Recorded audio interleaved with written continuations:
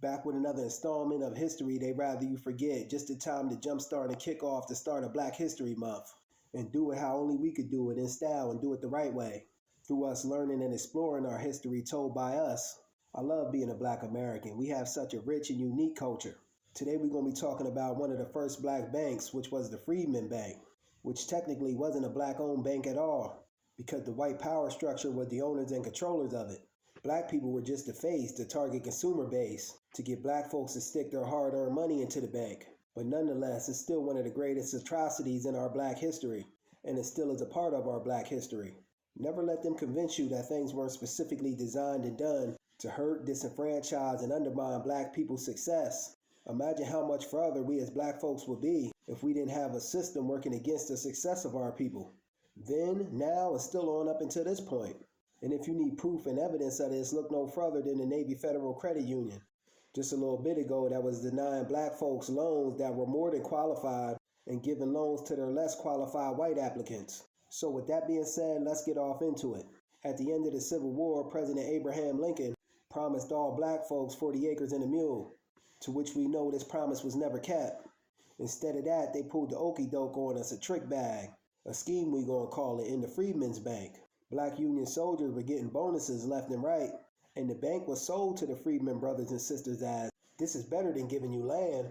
You'll earn the money and save and buy your own land, and you'll feel better about doing this, which was nothing but a trick bag. Black folks should have been given the land after all we did, and after all we've been through, after all we built America.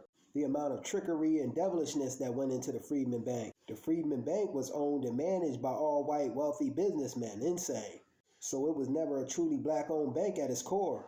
But the bank's sales tactics and marketing was trickery.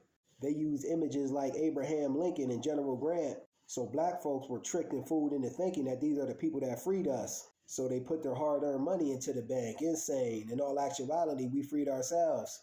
But in spite of all this oppression, a lot of Black folks were actually doing well at this time and saved up money and went into business for themselves and built Black communities. And they put their hard-earned money into, you guessed it, none other than the Freedman Bank. From all Black barbershops to Black grocery stores. Black business relied on the Freedman's Bank. But a decade after the bank was founded, bank president Henry Cook was running the Freedman's Bank into the ground. Insane. This Henry Cook said to himself, they're putting their money into my bank, so I'll reach in and grab it whenever I feel like it. Basically, he was stealing Black folks' hard-earned dollars and putting the dollars into railroad bonds, etc. With the Freedman Bank just on the verge of collapsing, the federal government enlisted the help of our great brother Frederick Douglass to serve as the bank's new president. Initially, brother Frederick Douglass invested $10,000 of his own money into the bank to try and stimulate it. But by this time, it was way too late. Nothing our good brother could do. Eventually, the Freedman's Bank closed, leaving tons of Black folks broke and penniless. And here's the biggest atrocity. No one was ever punished for these crimes. Not even this no-good Henry Cook. Or should we be calling him Henry Crook? I always say, study your history, my brothers and sisters. To know where you're headed, you got to know where you've been. Peace.